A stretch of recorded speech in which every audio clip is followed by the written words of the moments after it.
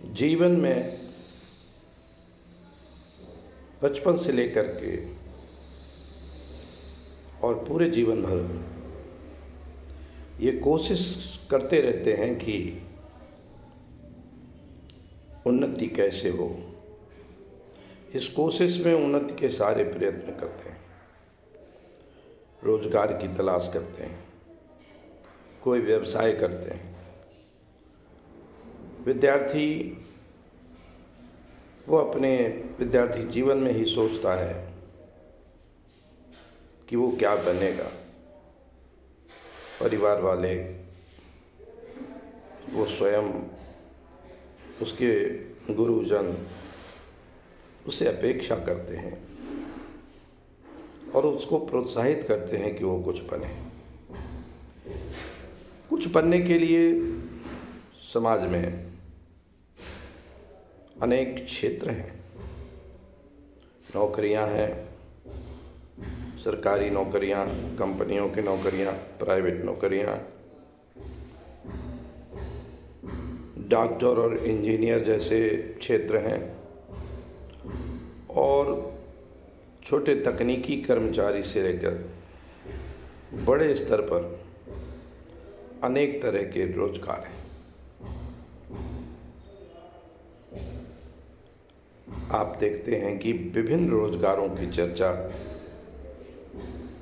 हर मंच पर होती है। कैसे रोजगार मिले, या वो अपना व्यवसाय करे या दूसरे के साथ करे, या नौकरी करे या कोई धंधा करे, इस पर चर्चा हमेशा होती है और होनी भी चाहिए। लेकिन मैंने स्वयं भी अनुभव किया है और आप सब देखते होंगे कि एक जो बहुत ही महत्वपूर्ण क्षेत्र जीवन का हो सकता है और है भी, सदियों से है, उस पर चर्चा नहीं के बराबर होती है।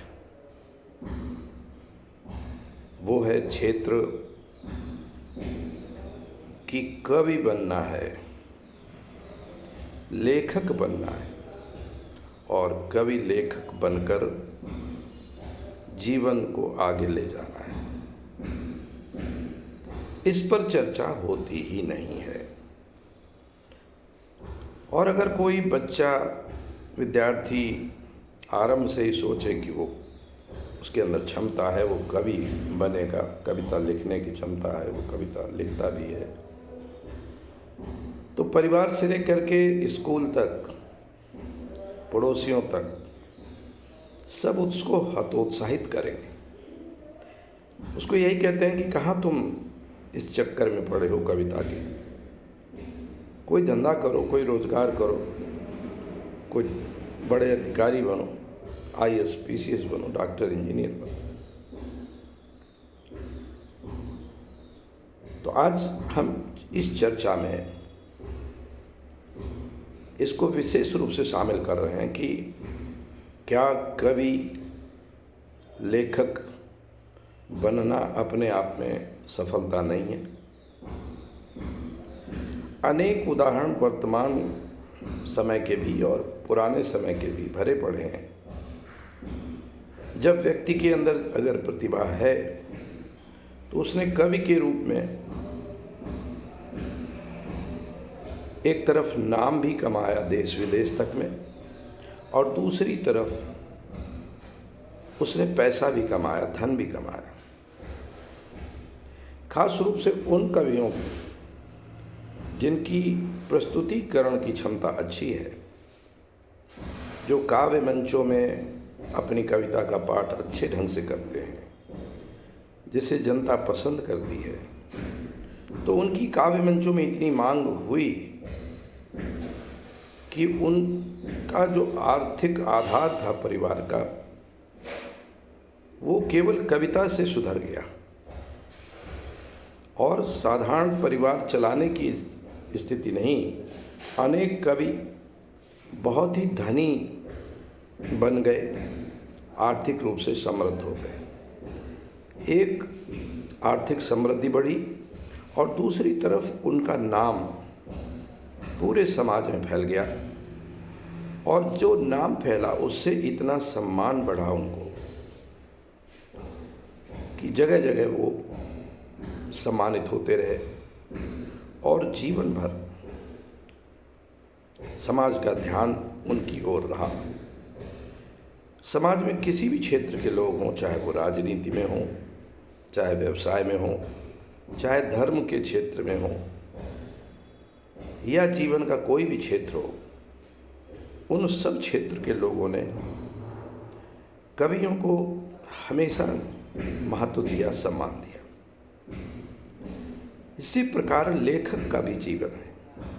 अगर सफल लेखक है तो उसे भी आर्थिक लाभ होता है, अपना परिवार कुशलता से चलाता है और साथ में उसका नाम अमर हो जाता है। आप किसी रिटायरमेंट के बाद या मर जाने के बाद आईएएस जो सर्वोच्च सेवा है भारत की, उसके व्यक्ति को नहीं जानेंगे, भूल जाएंगे। और भी तमाम जो रोज़गार, बड़े बड़े रोज़गार हैं, उनके मरने के बाद जो वो रोज़गार स्थापित किए थे, कुछ समय बाद वे भी समाज में भुला दिए जाते हैं। लेकिन क्या आपको पता है कि जो सफल कवि है, जो सफल लेखक है, उसको समाज कभी भूल नहीं पाता है। चंद उदाहरण देता हूँ। अंग्रेजी में एक शेक्सपियर का नाम सुना होगा। सैकड़ों साल पहले के शेक्सपियर आज भी जिंदा है। भारत में अनेक कवि हैं, हिंदी के भी, अंग्रेजी के भी, उर्दू के भी, और विभिन्न भाषाओं में दुनिया भर में कवि होते हैं जिनके नाम चलते रहते हैं। आप कबीर को अब भी जानते हैं, आप रहीम को बार बार पढ़ते हैं, रसखान को पढ़ते हैं, तुलसीदास, वाल्मीकि पढ़ते हैं। यहाँ मेरा उद्देश्य ये नहीं है कि मैं कवियों के नाम गिनाऊं, लेखकों के नाम गिनाऊं। केवल इशारा करना है कि लेखन का क्षेत्र, चाहे वो कविता लेखन हो, चाहे गद्य लेखन हो, ये एक बहुत बड़ा कैरियर है। मैंने इस बात को बहुत पहले समझ लिया था अपने जीवन में, इसके महत्व को पहले समझ लिया था, और तभी पीसीएस सर्विस में आने के कुछ ही वर्षों बाद मैंने साहित्य साधना भी साथ साथ की। सर्व सेवा के साथ साथ प्रशासनिक सेवा की व्यस्तता थी, लेकिन यथासंभव समय निकाल करके पुस्तकें लिखी, कविताओं की, गद्य की, और दर्जनों पुस्तकें हुई। मेरे साहित्य पर, लिटरेचर पर लोगों ने एमफिल किया, पीएचडी किया।